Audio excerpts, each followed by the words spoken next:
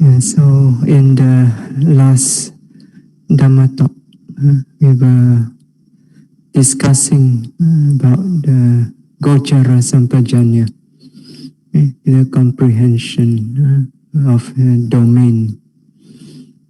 So this means that the yogi keep within the domain of the yogi, which is Satipatthana, the domain of Satipatthana practice. So you keep within this domain with clear comprehension. So within this domain is the territory of the yogi. So the yogi is safe within this territory. Safe from what? Safe from kilesa mara, the mental deformance. Mara as deformance. Deformance like greed, hatred, delusion. As long as you continuously noting. So this is what it means. Clear comprehension of domain. Keeping within the domain of Satipatthana means anupassana. So you're continuously noting. And as long as the yogi is continuously noting throughout the day, plus 2 watches of the night. So the yogi is safe. So that means not just walking and sitting. Yes, throughout the day and 2 watches of the night, it purifies the mind by practicing Satipatthana continuously. Walking, sitting. Every moment you note. So you purify the mind, but not just walking and sitting meditation. Even during the daily activities also. And also when going out for alms round, in the case of monks. Lay yogis means when you go to the dining hall and eat. So when you're eating, so there must be this clear comprehension of domain. Means continuously noting every moment. Okay, so as you're walking to the dining hall, as you sit down, do your bowing, do the chanting, and then after that get up. Sometimes you do offering. Then when you join the queue, take the food, then go to your seat, sit down, and you look at the food, then you take the food, put in your mouth, chew, swallow. So every single thing must be done with noting. That's keeping within the territory, the domain of the yogi. So after eating, you get up, take your tray, go to the sink, you wash, dry the tray, put it aside. All this must be done with noting. When you go back, walk back to your room. So everything must be done with noting. All daily activities, not just when you go for your meals, so when you're washing, when you're sweeping, cleaning, and so on. Okay, so as long as the yogi is noting continuously in this way, he or she remains safe within the proper domain of the yogi. So the mental deformance will then have no opportunity to arise. Okay?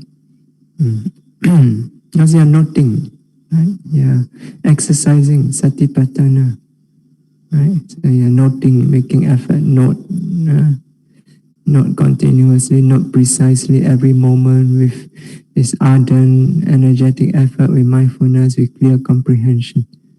Right? So every moment you note like this, what happened? Overcoming covetousness and grief. That means the hindrances are put aside. They have no opportunity to arise. Okay? Remember, overcoming doesn't mean that it arises and then you overcome. It means you note continuously. So as long as you are noting continuously, the defilements, the hindrances have no opportunity. So in this way you overcome.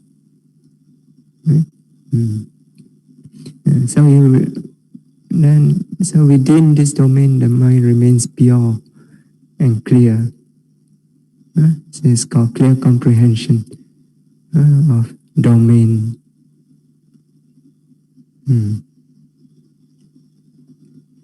I'll give you one example. This is a recent example.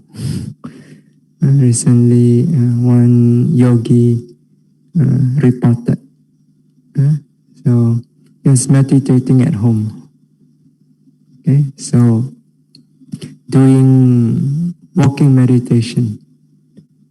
So he was doing walking meditation, and he was in quite a good samadhi at that time. So he was able to follow the footsteps very carefully.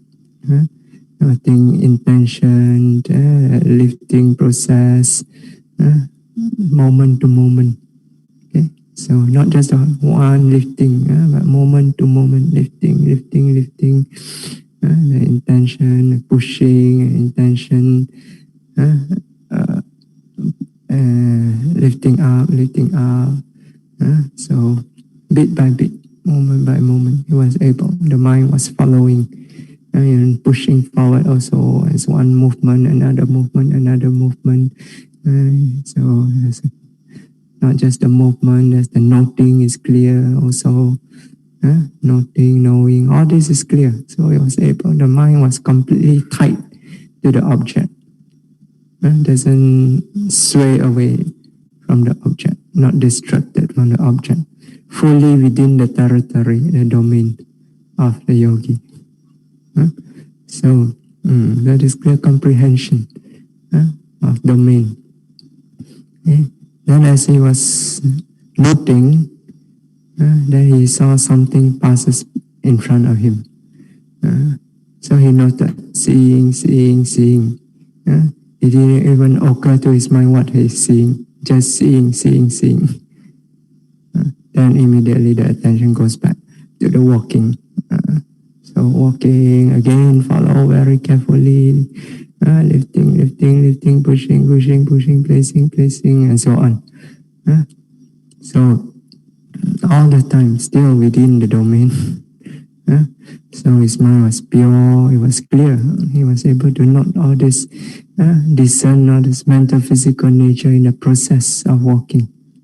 Okay, and so this goes on for another 2 to 3 minutes. He was able to note continuously several steps because he was moving very slowly. So he took another 2 or 3 steps. Okay? Not with noting. Okay, so it took about 2 or 3 minutes. So, and then there was a moment, a lapse in mindfulness, lapse in the noting. And in that one moment, the thought arises. That was a rat. You know what he saw just now? That was a rat. And then, just because of this one thought, one moment, a lapse of mindfulness, and this thought arises, the floodgate opened, and out came all manner of thought, which sweep him far out of the domain, the territory. Okay? So the thought, it was a rat. The rat is in the house. How did it go in? How can I get it out? So all these thoughts start flooding the mind one after another. Then, worry and anxiety start to set in. But just a moment before that, the mind was completely peaceful, calm, clear, steady, noting, flowing within the territory. In one moment, a lapse of mindfulness, it got flung far out of the territory. So the whole mind change. I start to become excited. What am I going to do? How? So, so this is remaining within the territory and being thrown out of the territory, your domain. It just takes one moment. And that moment makes a difference. If you have been noting in that moment, and the thought arises, it was a rat, quickly not realizing, then the mindfulness will still be intact. If the mindfulness is there, then it can still hold the mind within the territory. Nothing will still go on. So then you may start to consider how to deal with this problem. With mindfulness, he can consider and think, and the mind will be clearer and it will be still steady, not excited. Thinking with mindfulness. That's where the clear comprehension of the first two, clear comprehension, what is beneficial, what is suitable. So that means considering with a clear mind. When you consider with a clear mind, you will know exactly what to do. So, So you see, one moment makes all the difference in the yogi's practice. So that's why this clear comprehension of domain is very important. So you have to strive to keep within the domain, no matter what happened. So, as one yogi once said, when the world may come to an end, it doesn't matter. What is important is I keep noting. That's the commitment of a yogi. So when you are meditating, that is the most important work for you at that moment, no matter what happened. So the world can come to an end. So you still continue, hold on to that mindfulness, hold on to that domain. So like the king that defends his territory. So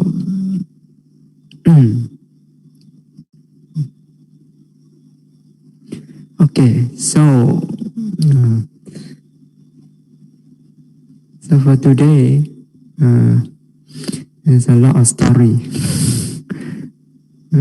Because in order to illustrate this clear comprehension of domain, so in the previous talk we talked about the 4 kinds of bhikkhus, right? So the one that brings his meditation with him when he go for alms round, but fail to bring it back with him when he returned to the monastery. And then the second one, he failed to bring it with him, but remember to bring it back.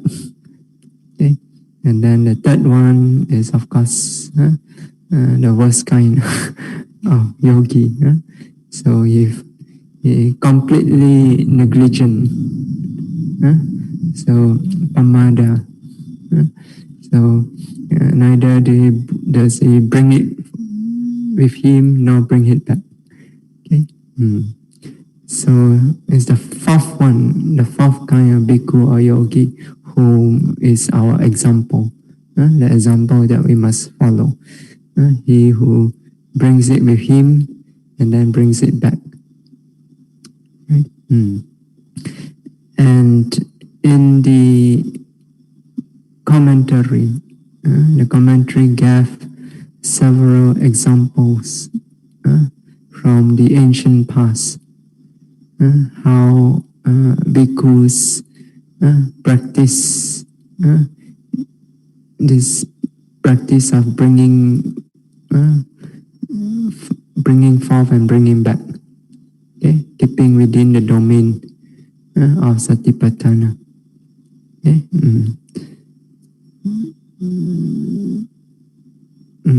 So the first one, he talks about group of monks.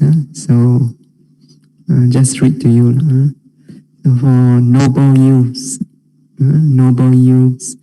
that means very young men, who are desirous of the goal.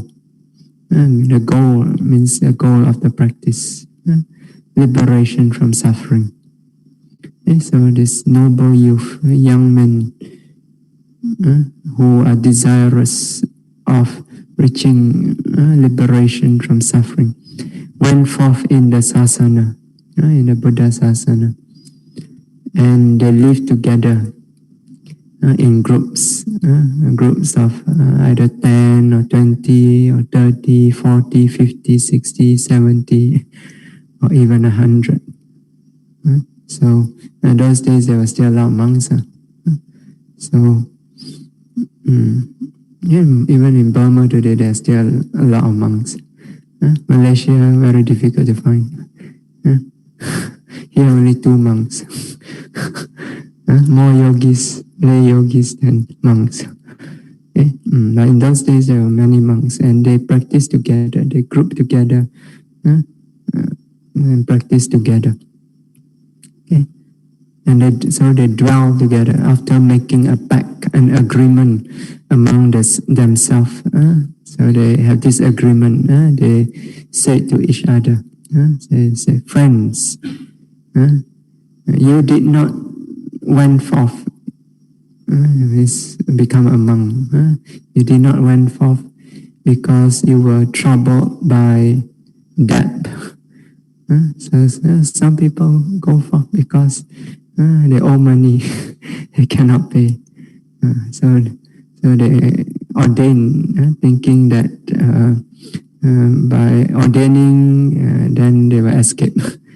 In the Buddha's time, there were people who did that. That's why the Buddha laid down a rule, Vinaya rule, and this becomes part of the ordination procedure.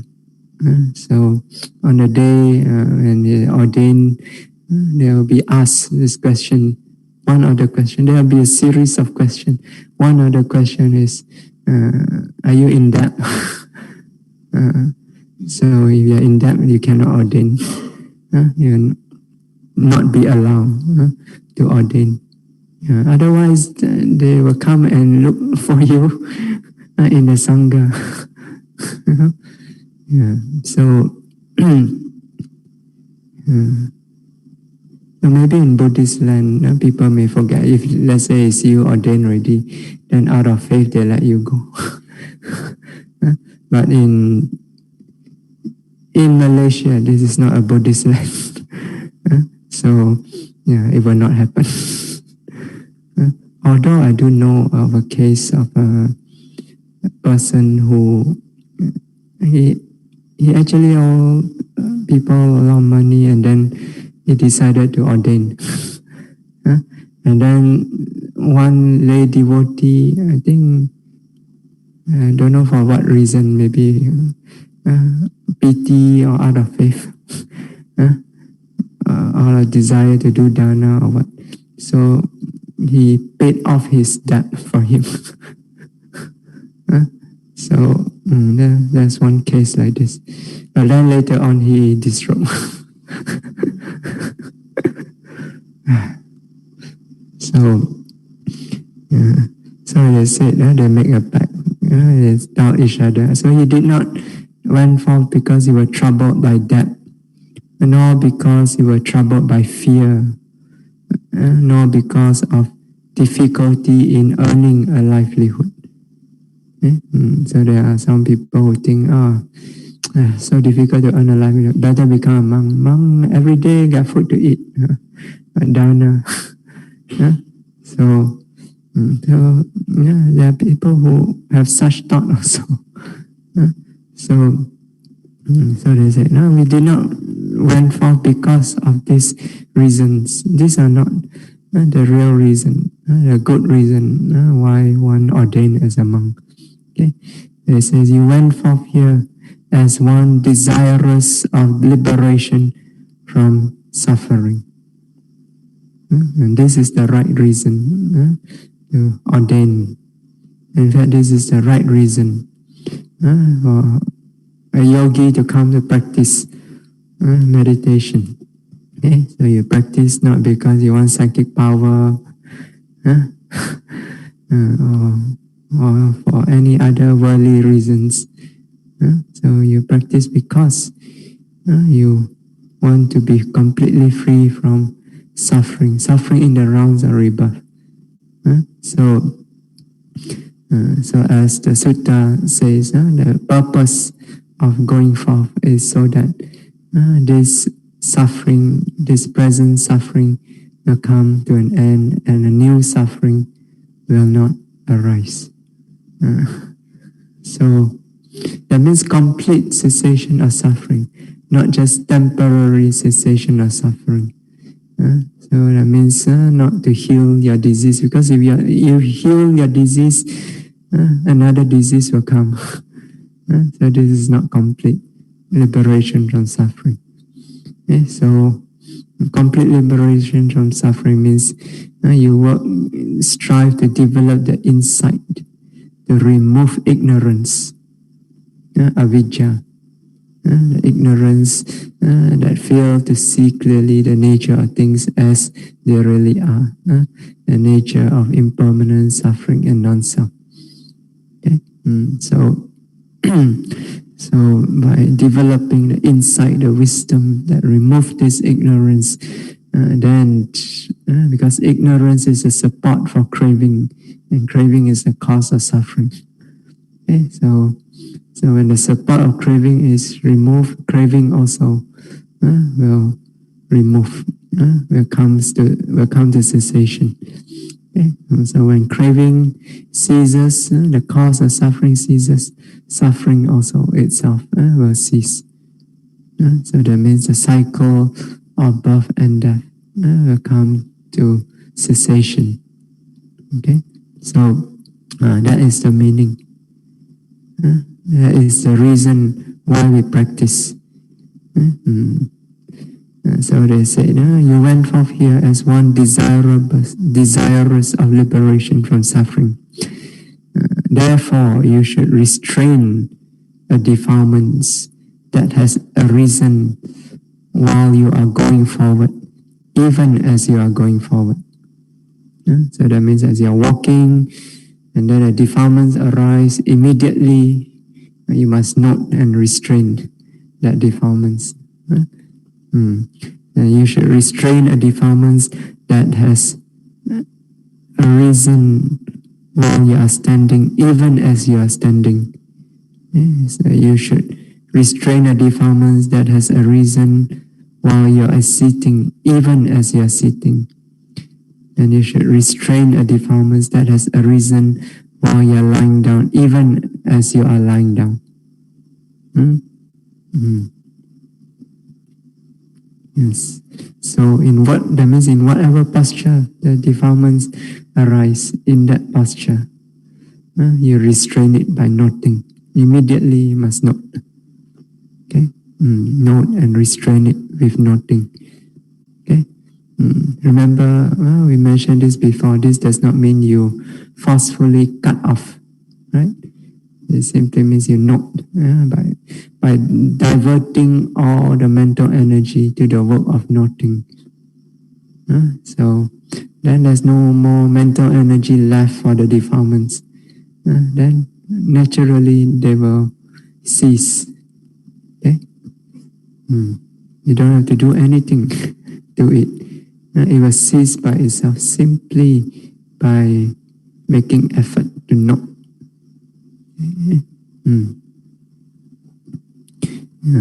So this is the agreement that they make with each other.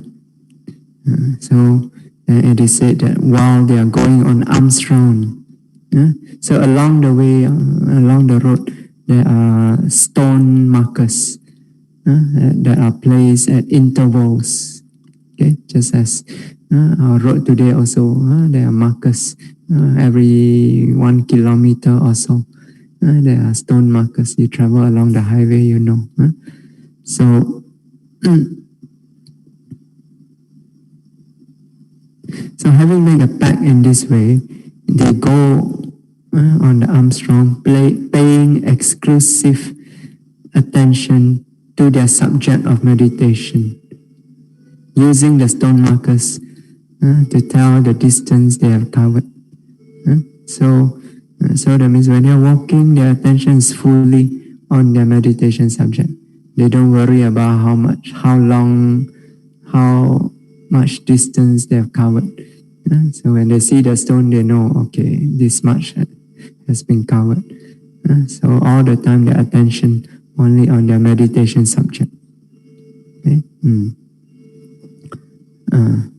And then, if while they are going forward, they are walking, should a mental defilement arise in any one of them, that monk, that bhikkhu will restrain it in that same posture. That means in the posture of walking. So they walk together, right? So in a single file, right? According to seniority. So if any one of them defilements arise, so they will restrain it while they are walking. Immediately they note and restrain it.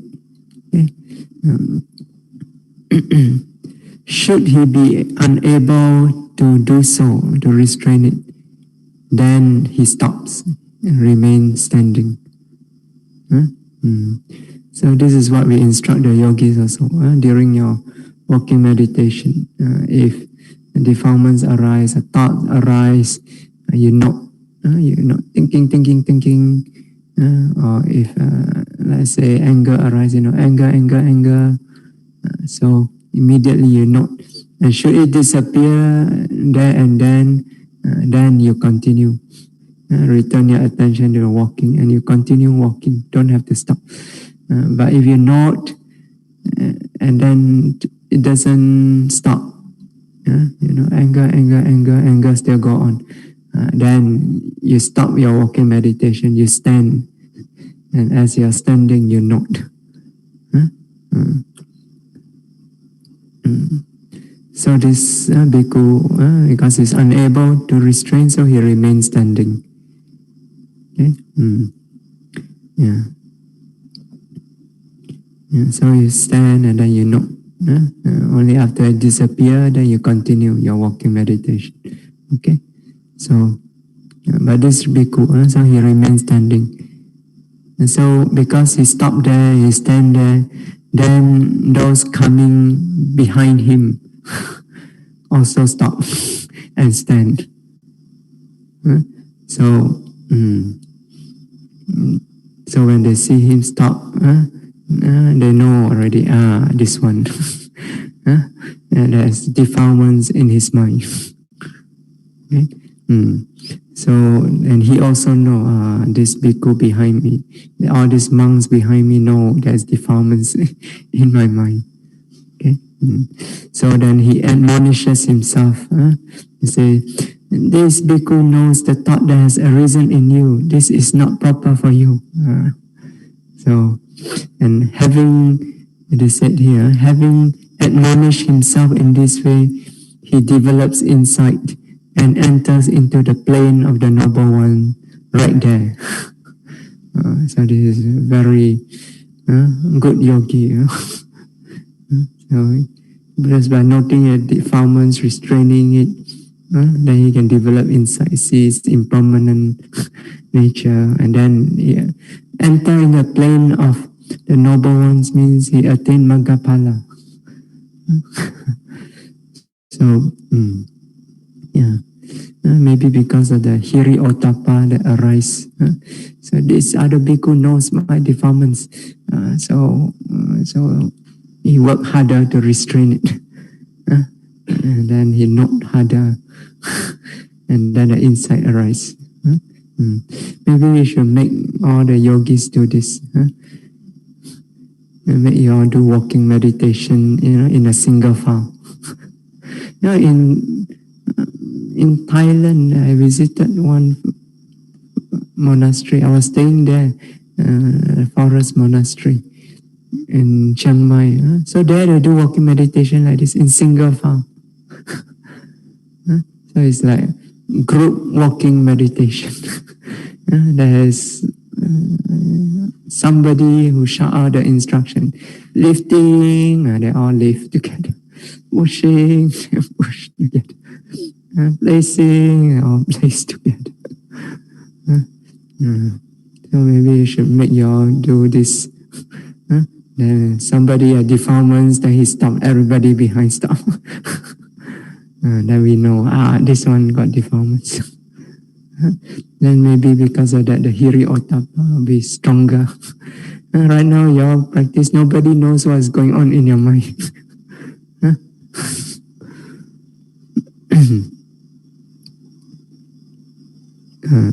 However, it says here, so he stands and then he notes the deformance.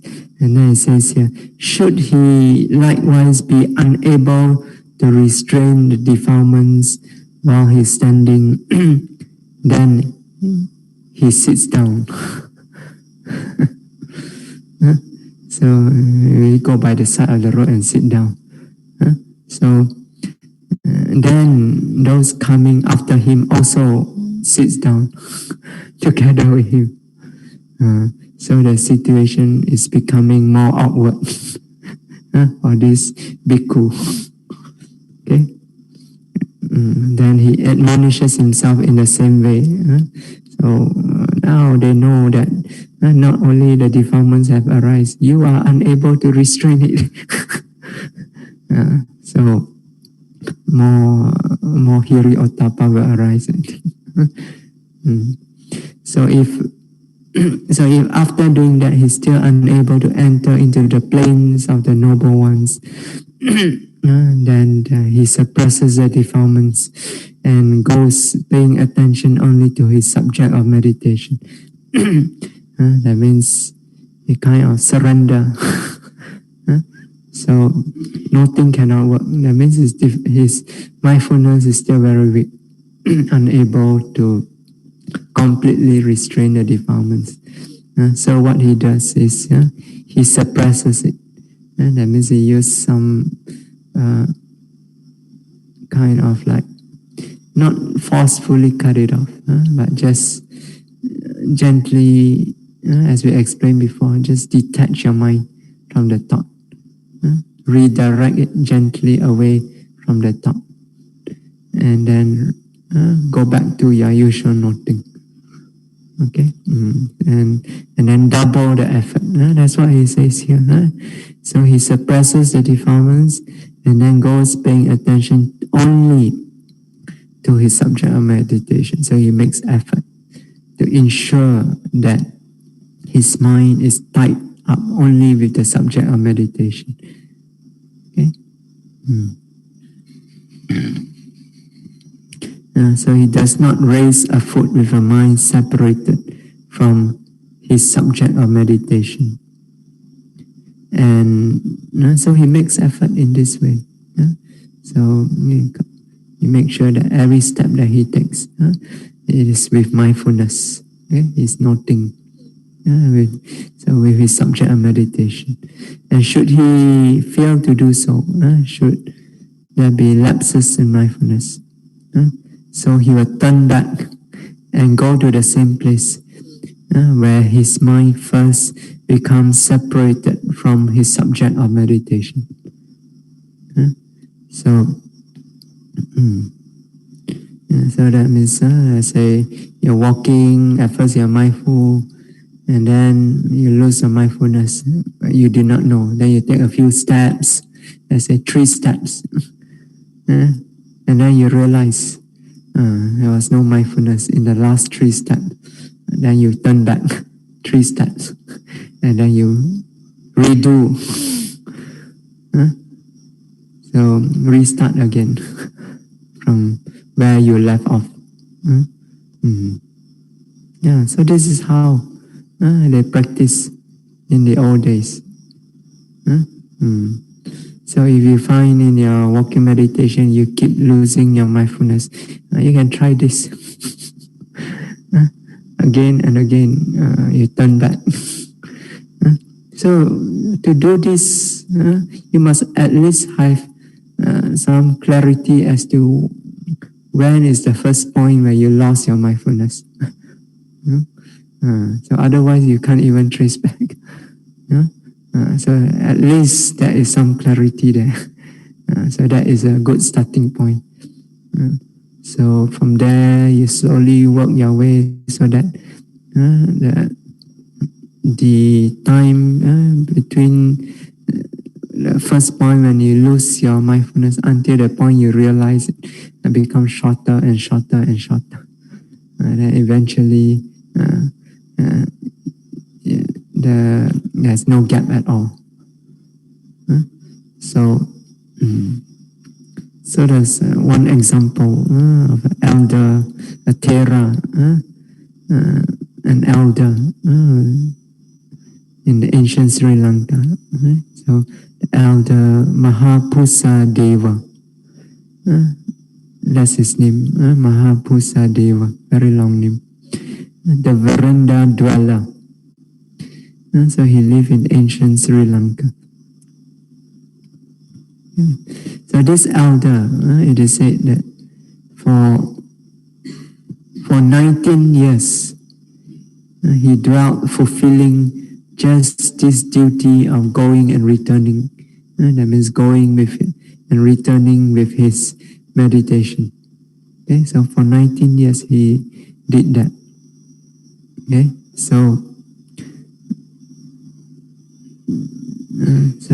and he followed that practice. So every time when he go for alms round, when he realized that his mind is no longer mindful, he will trace back where he left off and then go back there and start again. So he keep doing this again and again and again. So along the way where he goes for alms round, there are farmers working in the fields. So they say when the people who are plowing, sowing and threshing along the way saw the elder going in this way, going back and forth. So they said, this elder, he goes and turns back again and again. Is he confused about the way, or has he forgotten something? But this elder, this Thera, he do not care. So he don't take notice of them. His attention, he was trying to hold his mind on his meditation. So he paid no attention to the people around him.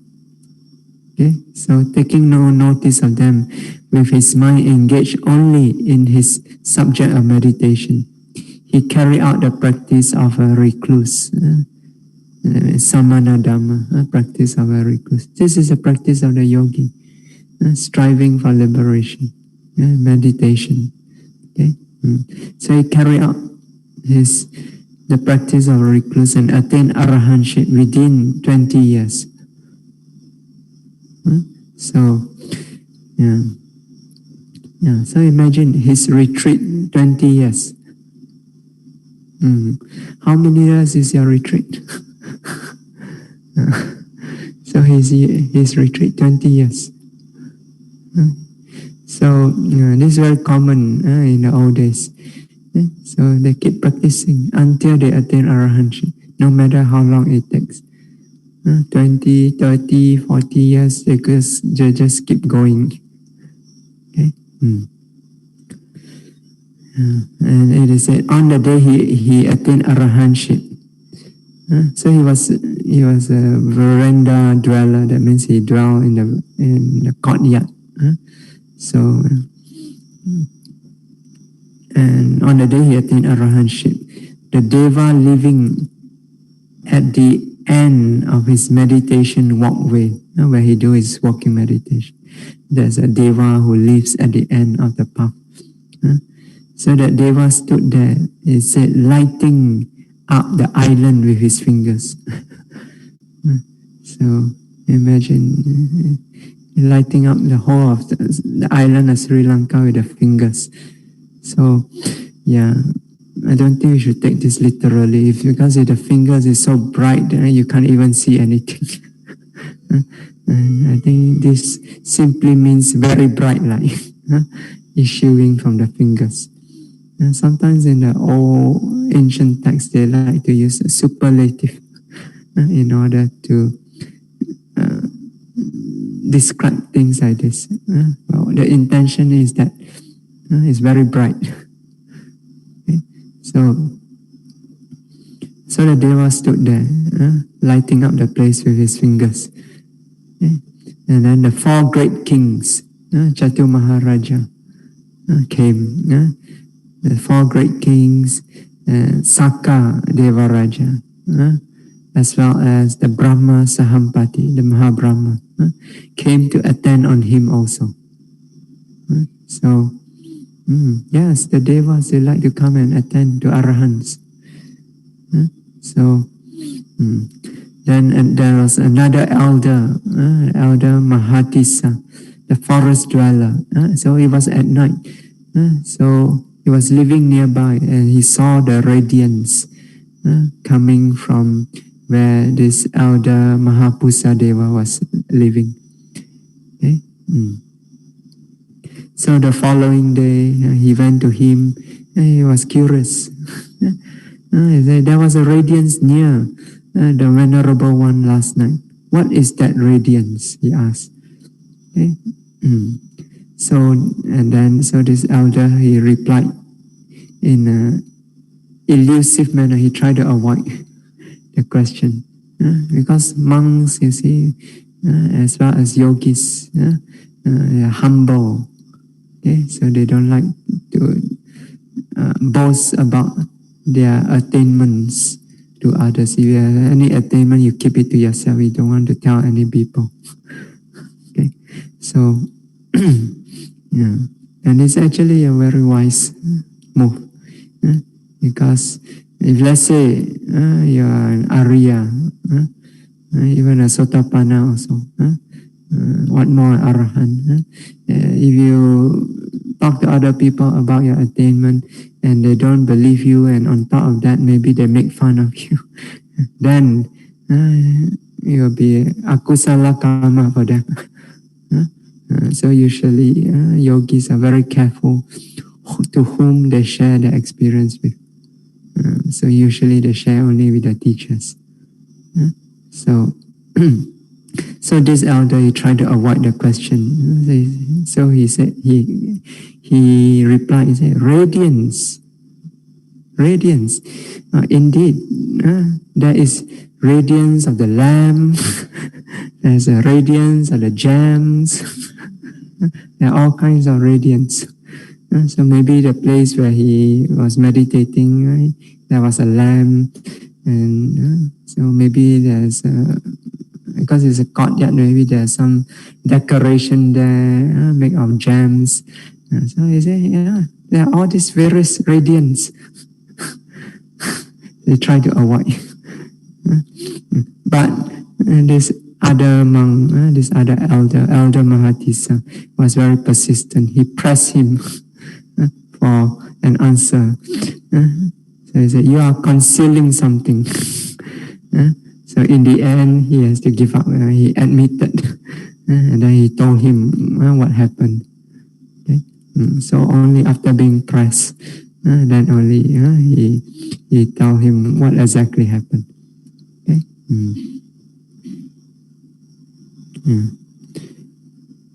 And then there was another elder, another Thera, the Thera Mahanaga.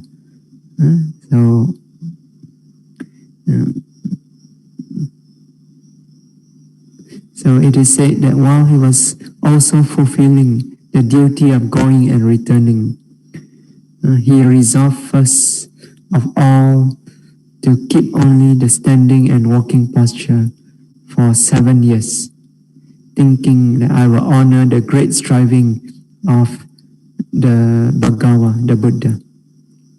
So the Buddha strived for 6 years in order to attain enlightenment. So he wants to honor the Buddha.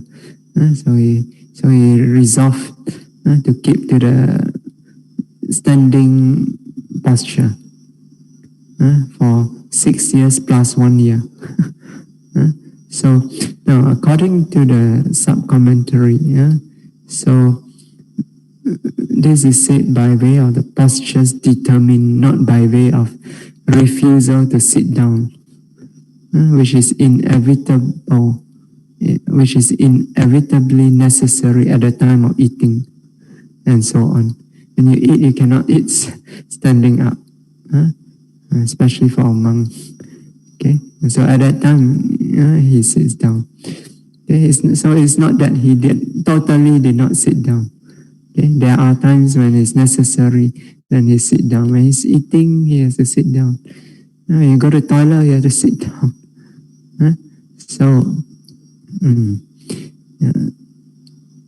so but also when you're sleeping, you can't sleep while you're standing. So for him, I think he will sit. So he will be one of those who practice the Dhutanga, sitting. He do not lie down. Okay. So, but at all other times, he remains standing. So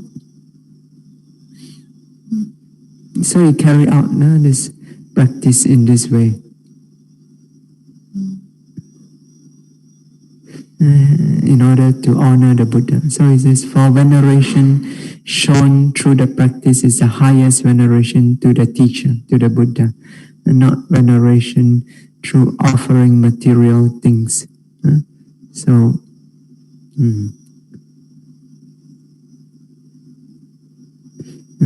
So then after he fulfilled the duty of going and returning,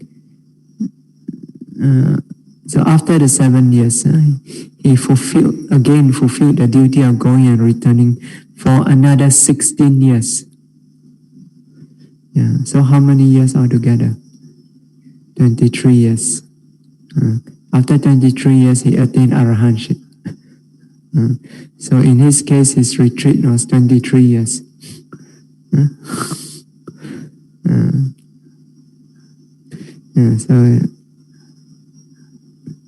So in this way, he would raise his foot with his mind engaged only in his subject of meditation.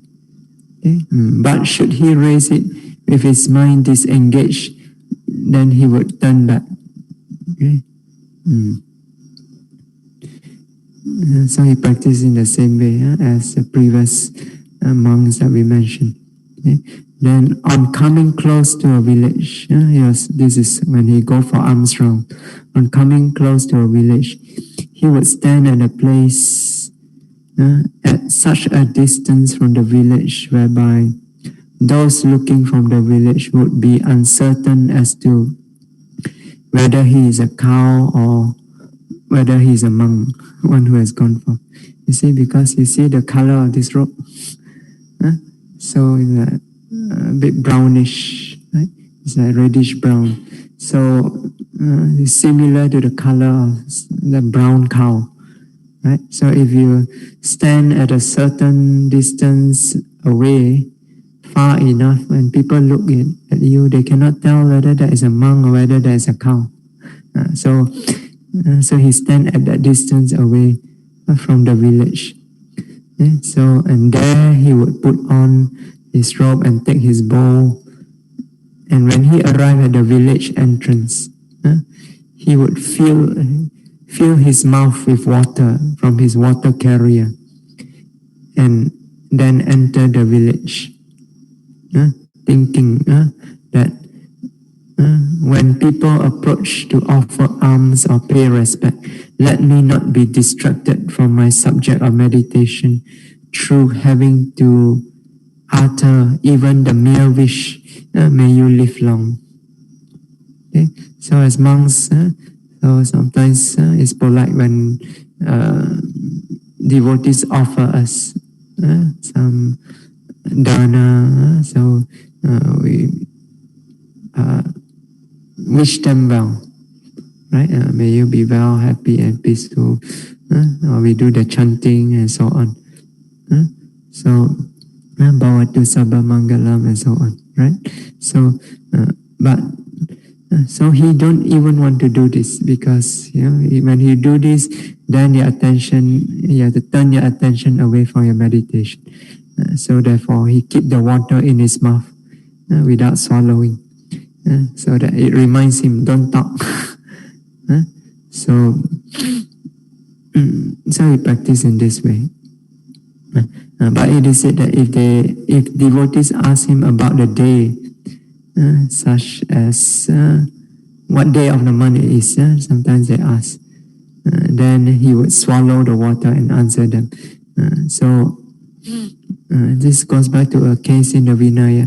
So, because in the Buddha's time, unlike now, we don't have, those people in those days, they don't have a calendar at home to refer to.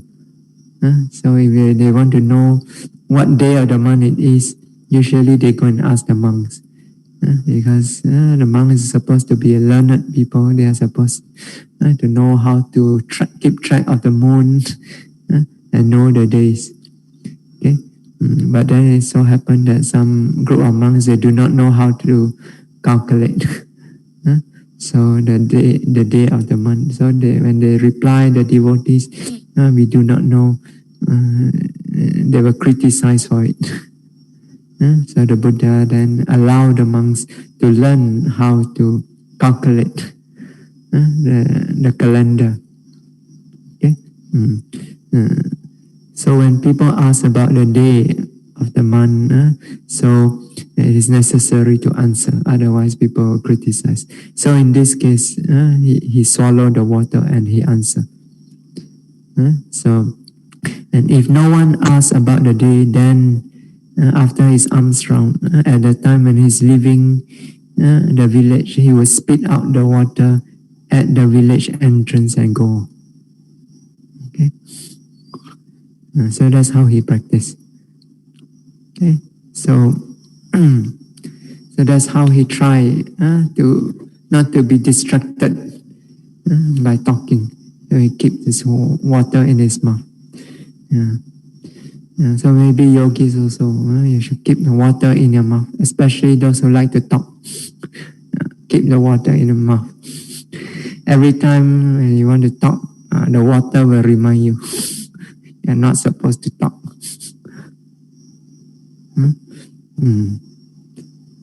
And then there's a case of another 50 bhikkhus who entered the rain's residence, the Vassa, at a certain monastery, at the place called Kalambatita, also in Sri Lanka. So it is said that on the Uposatha day,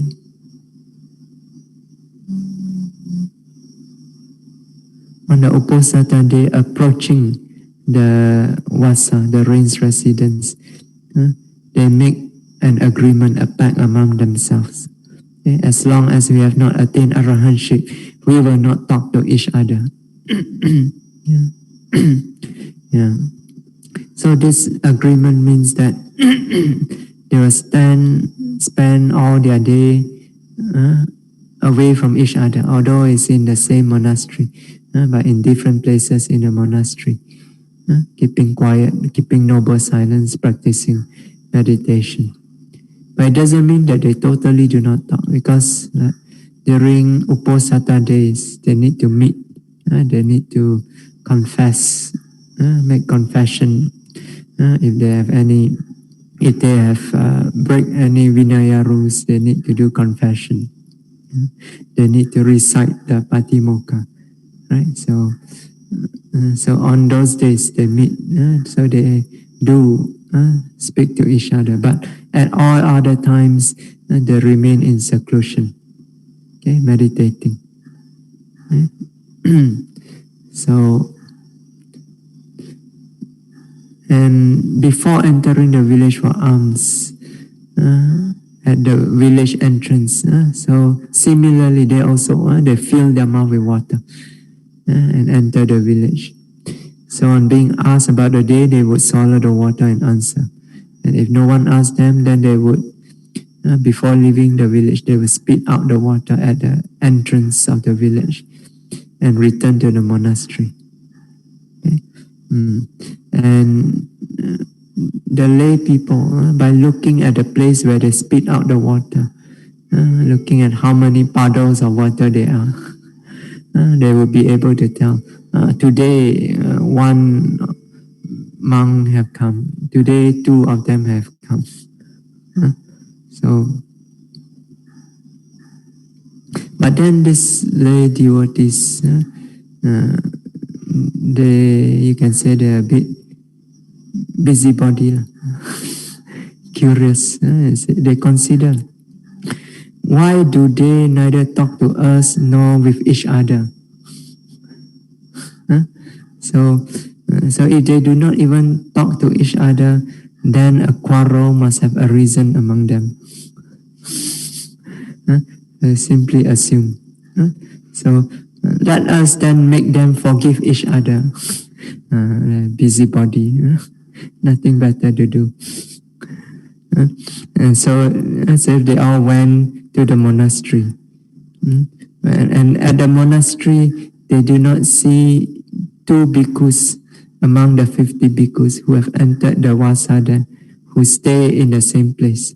They were each living in a separate location within the monastery. So it must be a very big area. Okay? Yeah.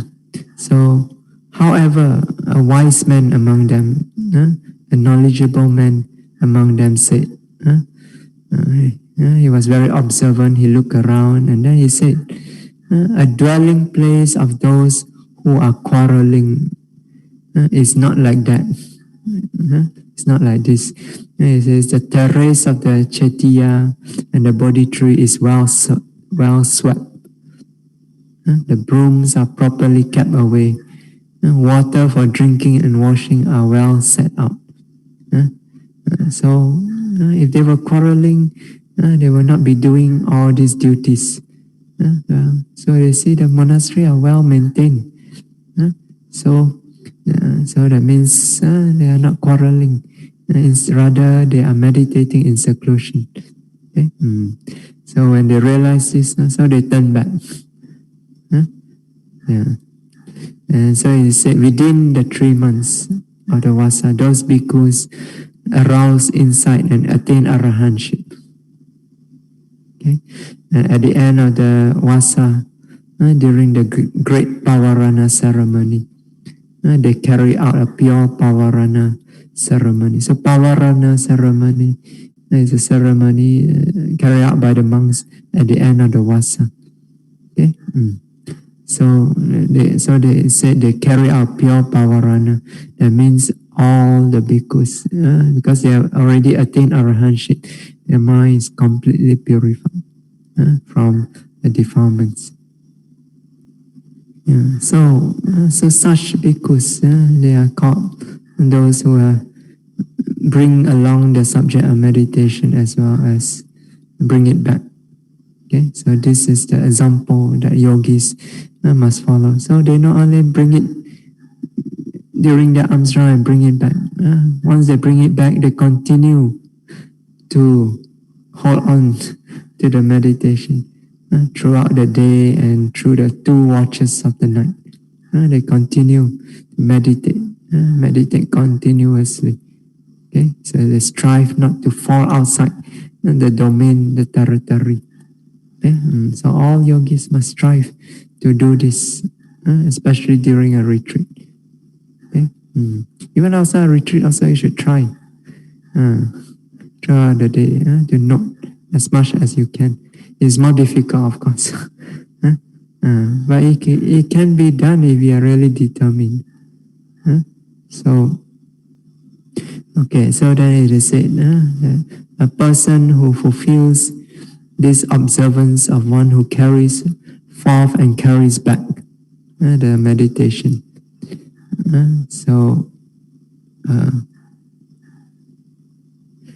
Such a person, he reaches arahantship even in the first part of his life. That means here they are dividing your life into three parts: youth, middle age, and old age. Okay, so your person, a yogi or bhikkhu, carries out this practice. So bringing forth and back. So that means meditating continuously throughout the day. So you can reach arahantship. If you are practicing when you are young, you may reach arahantship. So when your first stage of life is about when? Let's say 100 years, so up to 33, right? So how old are you? So still in the period of you, one more year. So try, maybe you can. So it says if he possesses the necessary condition, the sufficing condition, you will attain arahantship. The sufficient condition to accomplish the destruction of ignorance and its deformance.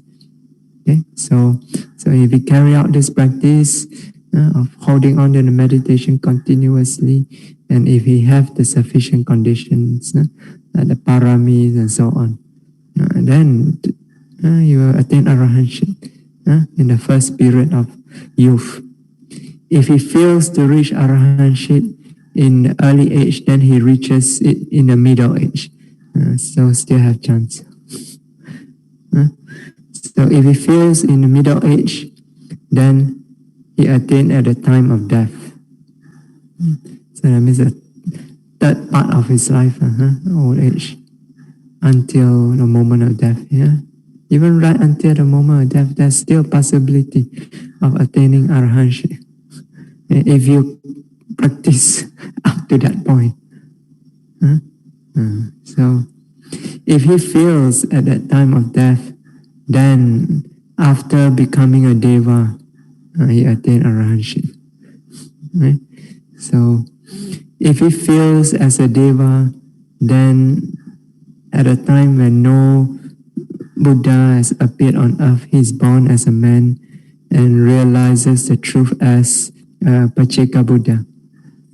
And if he fails even this, he fails to realize the truth as a Pacceka Buddha, then immediately on meeting a Sammasambuddha, a fully enlightened Buddha, he becomes a person who have quick realization, like the elder Bahiya Daruchirya. You remember this elder?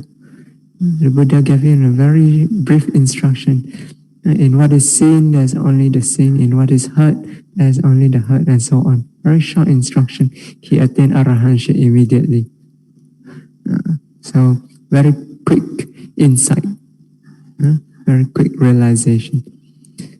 So this person will become a person such as a person of quick insight, such as this elder Bahiya Daruchirya, or one of great wisdom, like the elder Sariputta, or one of great psychic powers, like the elder Mahamoggallana, or an exponent of the ascetic practices, like the elder Mahakassapa, or one who possesses the divine eye, like the elder Anuruddha, or an expert in a Vinaya, like the elder Upali, or an expounder of the Dhamma, like the elder Punnamantaniputta, or the forest dweller, like the elder Revata, or one of the great learned monk, like the elder Ananda, or one desirous of training, like the elder Rahula, the Buddha's son. So by practicing in this way, Carrying your meditation subject with you continuously throughout the day, day in, day out, throughout your retreat. So yeah, actually cultivating, developing your mind, the insight, the wisdom, the paramis, all these things you are developing. So you are developing the potential for arahantship. So the potential is very strong in this very life you can attain. If not, then in the next life. If not as a Pacceka Buddha. If not, then when you meet the future Sammasambuddha, maybe Madhya Buddha, then you may become one of the great disciples of the Buddha. Who knows? Yeah. So this is to emphasize the importance of this practice. Okay. In another commentary that I read, in the commentary to the Sutta Nipata, when they were discussing about Pacceka Buddha. So the commentary says that no one has ever attained enlightenment as a Pacceka Buddha without practicing this practice of taking the meditation subject forward and back. Okay, so to attain arahantship, so as a Pacceka Buddha, no, you have to practice this. So this is the meaning of Gochara Sampajanya. Keeping with a clear mind, you keep within the domain of Satipatthana. You practice continuously, noting moment after moment after moment, from the first moment you wake up in the morning until you fall asleep at night. Okay? If you cannot fall asleep, you continue noting. Okay. Okay, so we stop here today. Imaya Dhamma nu Dhamma Patipatiya Buddham Pujemi. Imaya Dhamma nu Dhamma Patipatiya Dhammam Pujemi. Imaya Dhamma nu Dhamma Patipatiya Sangham Pujemi. Imaya Dhamma nu Dhamma Patipatiya Mata Pitunam Pujemi. Imaya Dhamma nu Dhamma Patipatiya Acariyanam Pujemi. Ada imaya Patipadaya Jaram Ranama Primochesami. Idame punyam Asawakaya Vaham Hotu. Idame punyam Nibbanasa Pacayo Hotu. Idame silam Magaphalanyanasa Pacayo Hotu. Imam no Punya Bhagam Sabbasatanam Dema. Imam no Punya Bhagam Sabbasatanam Dema. Imam no Punya Bhagam Sabbasatanam Dema. Sadhu, sadhu, sadhu. And so may all of you be well, happy, and peaceful always. May all of you be healthy, be safe, and be strong always. May you all be able to practice the Dhamma continuously without any obstacle, without any troubles. May you all be able to soon experience the unconditioned peace of Nibbana through your practice of Dhamma.